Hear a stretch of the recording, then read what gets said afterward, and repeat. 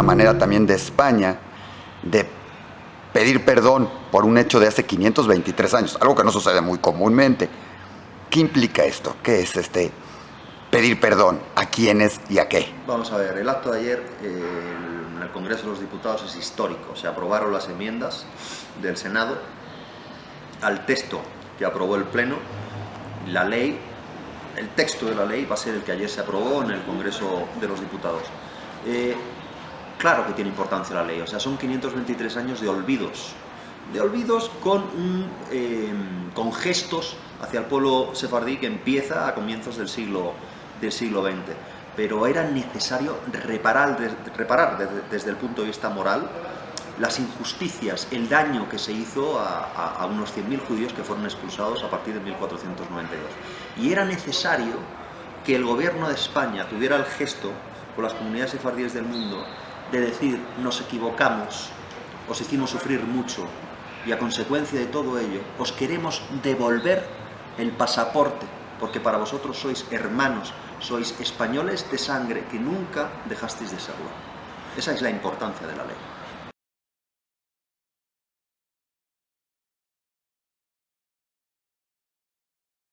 Demostrar después de 523 años, siendo o no judío hoy en día, que es parte de esa herencia sefaradí. Bueno, la ley está abierta, como decía ayer en la conferencia de las comunidades sefardíes de México, que está abierta a judíos o no judíos que demuestren que descienden de quienes fueron injustamente expulsados a partir de 1492. Es decir, hay que demostrar un linaje, una genealogía familiar, descender de las familias sefardíes que fueron expulsadas. ¿Cómo lo demuestra un no judío, un anús? Los anusinco, ¿qué hacen? Bueno, pues para demostrar la condición de sefardí originario de España tienen sobre todo dos pruebas que establece la ley. Una es el informe motivado de los apellidos o genealogía familiar que tiene que emitir una entidad de acreditada competencia. No me vale cualquier persona que diga ser especialista, no, tiene que ser una entidad de acreditada competencia. A día de hoy solo se me ocurren dos, una en Estados Unidos, otra en España y quizás alguna en Israel, por razones obvias. Y luego acreditar que se habla el ladino. En mi familia hablábamos el ladino y lo escuchábamos desde que éramos pequeños. Eso es un indicio evidente de que la persona que va a solicitar la nacionalidad desciende de quien fue un sefardí, de familias sefardíes que en su día fueron expulsadas. Y luego la ley te abre el abanico de posibilidades. Vale cualquier medio probatorio, cualquier tipo de prueba documentada, a ser posible, que acredite esa descendencia, de quienes fueron, como he dicho antes, injustamente desterrados a partir de 1492. Cualquier otra circunstancia que demuestre fehacientemente la condición de sefardí originario de España. Siendo judío también puede ser a través de las comunidades sefaradís de cada uno de los países, ¿verdad? Los judíos lo tienen mucho más fácil porque la ley establece básicamente 4 certificados. Uno, el del presidente de la comunidad sefardí de procedencia o de residencia. Se puede pedir en el país donde nací, si fui miembro de una comunidad sefardí, o en el país donde estoy residiendo actualmente, si soy miembro también de una comunidad sefardí. Tiene que firmarlo el presidente, el certificado tiene que ir notarizado y apostillado.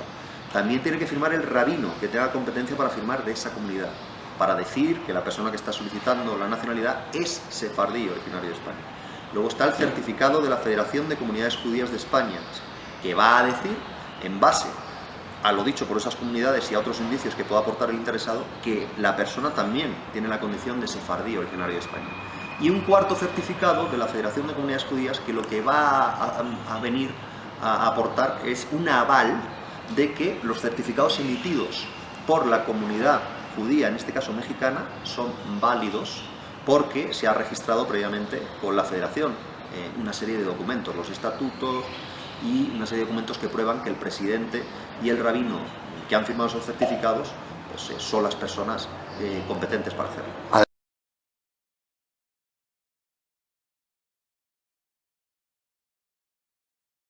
El Instituto Cervantes lo que va a hacer es diseñar una prueba de idioma, de conocimiento básico de idioma.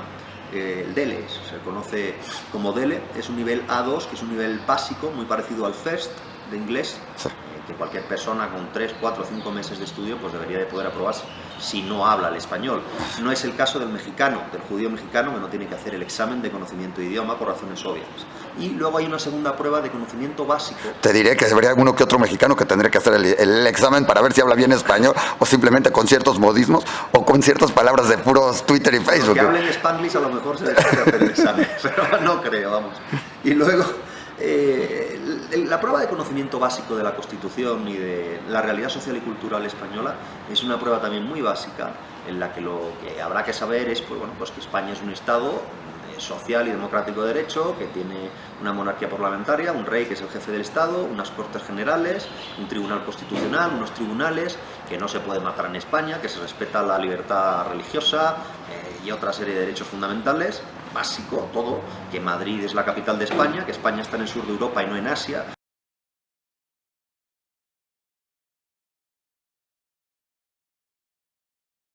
De repente te lo topas con que dicen, hijos, es que yo tengo costumbres. En mi casa, por ejemplo, los viernes hacemos una cena en especial. Mi abuela prende velas, comemos un pan extraño ahí, que son como que costumbres muy judías, gente no judía. Estas personas que sienten que tienen un pasado judío pueden aplicar si demuestran descender, si demuestran ser herederos de quienes fueron, insisto, exiliados, de quienes se vieron obligados a exiliarse a partir de 1492, sí. Aquí la clave está en la etnia. ¿Es usted sefardí desde el punto de vista étnico o es usted sefardí desde el punto de vista de las tradiciones y ritos y celebraciones? Oiga, el que celebra los ritos con arreglo a la tradición sefardí no necesariamente desciende de quienes fueron expulsados y por lo tanto no calificarían, como se dice aquí en México, para pedir la nacionalidad.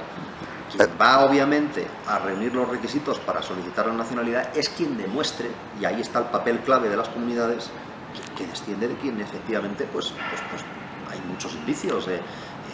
Se me está ocurriendo una congregación en Panamá que tiene documentos perfectamente guardados y archivados desde el año 1876, con la lista de miembros y todos sus apellidos de quienes llegaron por primera vez a Panamá a constituir la congregación procedentes de Curazao, que es evidente que procedían de Flandes y evidente que procedían también de Portugal, es decir, son gente que desciende claramente de quienes fueron expulsados por España, por Castilla, Aragón y Navarra en los años 1492 y 1498. Acabas de decir algo importante, es por herencia sefardí, no importa el apellido, porque hay muchos a lo mejor en el camino, en 500 años, ya tienes un apellido ashkenazí, ya te cambió el apellido, pero puedes tener un pasado... ¿Por qué cambió el apellido? Porque la mamá, el abuelo, el tío... Por necesidad. Claro. Cuando los judíos que fueron desterrados de Portugal se marcharon a Flandes, muchos de ellos, no todos, sí. Otros se marcharon pues a los Balcanes, otros marcharon, en fin, a Grecia, al norte de África, etcétera, etcétera.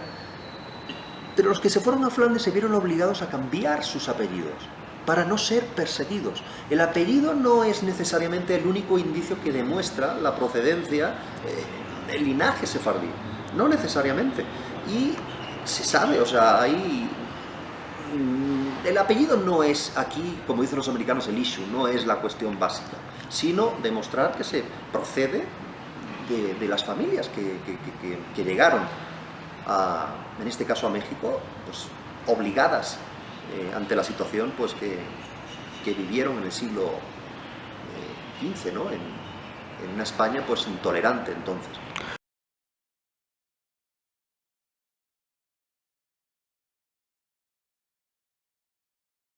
Hay dos requisitos que la ley exige. Uno es demostrar que se desciende de quien fue expulsado, de familias sefardíes expulsadas.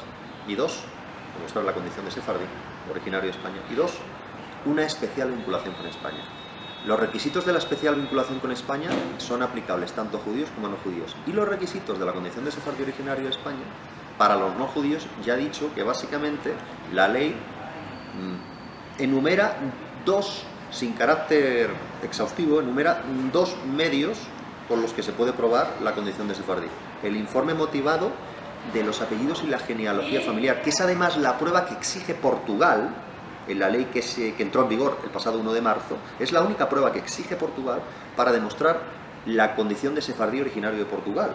Es decir, el tema de los apellidos en la genealogía familiar, en un certificado que además emite la comunidad judía portuguesa de manera sorprendente, porque vamos, quien tiene en todo caso facultades para hacer eso es la comunidad judía de procedencia del solicitante o de residencia, pero la portuguesa no sé yo hasta qué punto. En cualquier caso, como digo, informe motivado de los apellidos y genealogía familiar y, lo he dicho antes también, acreditar el conocimiento del ladino, ¿no? Entre otras pruebas. Luego hay otras que podrán aportarse por el interés. Pero el ladino yo creo que muy poca gente lo habla, pero ahora se van a poner, va a empezar todo el mundo a estudiar ladino ahora. Bueno, un buen renacimiento para este bello idioma. Será todo lo que sea, todo lo que redunde en un enriquecimiento, a enriquecer la cultura, pues bienvenido sea. Bueno, ahora, eso teóricamente sería un fraude, o sea, la persona que se pone a aprender ladino ahora para intentar demostrar que es sefardí, pues, en fin. Bueno.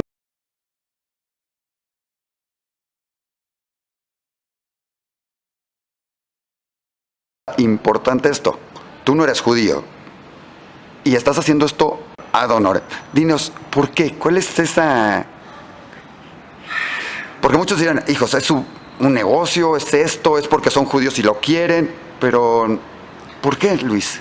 Hay un amigo mío que es presidente de la comunidad judía de Torremolinos que me pidió que preparara un informe sobre la ley. Yo soy especialista en extranjería, ya de hecho en España trabajo sin cobrar absolutamente nada todos los martes para ayudar a mucho extranjero que no tiene papeles a regularizar su situación.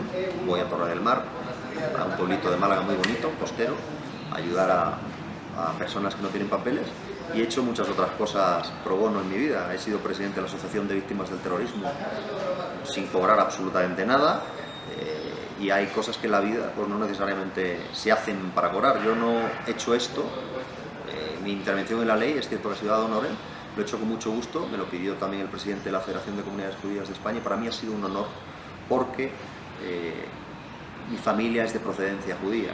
La familia de mi padre, por parte de padre, es de Toledo, desciende de judíos de Toledo, y las profesiones que se han desarrollado en mayor medida en la familia, al menos las que yo conozco, son las de jurista, las de abogado, las de juez, las de, eminentemente esas, fiscal en el caso de mi padre, y médico, que son dos oficios pues también judíos, ¿no? Procedemos de, como digo, de judíos, y para mí ha sido un gran honor. Que tener una doble nacionalidad se puede primero, y no es contradictorio a mi patriotismo de México, que además tanto queremos, tanto somos mexicanos de nacimiento, vivimos acá y es un bellísimo país. No, la singularidad de la ley está en que no se exige renunciar a tu pasaporte. Una persona puede ser israelí, norteamericana, y ahora con la nueva ley también española, sin necesidad de renunciar al pasaporte israelí o al norteamericano. Antes, a los sefardíes se exigía la renuncia a su pasaporte, lo mismo que al resto de extranjeros a los que se les daba la nacionalidad, siempre y cuando no hubiera convenio de doble nacionalidad con España. Evidentemente no era el caso de los países iberoamericanos, porque hay convenio entre España y la mayor parte de los países iberoamericanos, pero con la nueva ley se dice muy claramente que se modifica el Código Civil para no pedir la renuncia de la nacionalidad a aquellos sefardíes que pidan ahora la nacionalidad española. Por ejemplo, un turco con el que no hay, creo recordar, convenio de nacionalidad entre España y Turquía, antes tenía que renunciar a su pasaporte. Ahora ya no es así. Ahora ya el turco que pida la nacionalidad española podrá mantener su pasaporte turco y tener además el español.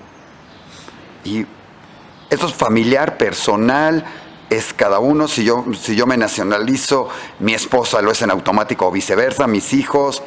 No es automático, hay que pedirlo para cada miembro de la unidad familiar. ¿Será aplicable al esposo y a la esposa? Si los dos son sefardíes, genuinamente sefardíes, desde el punto de vista étnico, calificarán los dos.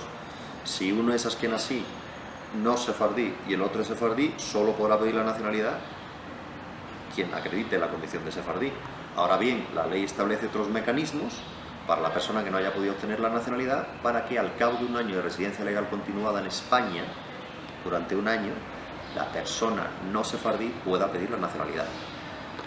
¿Alguna otra cosa más que tengamos que saber, que estar preparados? Porque además ha empezado a surgir la tendencia de todos saben, todos quieren ayudar, todos estamos en España, todos estamos en México y somos abogados y todo. es lícito, o sea, el mercado es libre, cada uno puede hacer lo que quiera. Yo lo que le pido a la gente que quiera solicitar su pasaporte español es prudencia, y que si va a poner el asunto en manos de un abogado, se asesore bien y entienda que va a haber profesionales honestos y profesionales no tan honestos que van a intentar lucrarse con esto. Que se asesoren bien y que se informen bien. Y ahí yo recomiendo al sefardí que quiera pedir la nacionalidad que pregunte primero en la comunidad judía. Fulanito me ha ofrecido servicios. ¿Quién es este señor? Claro. ¿Vale?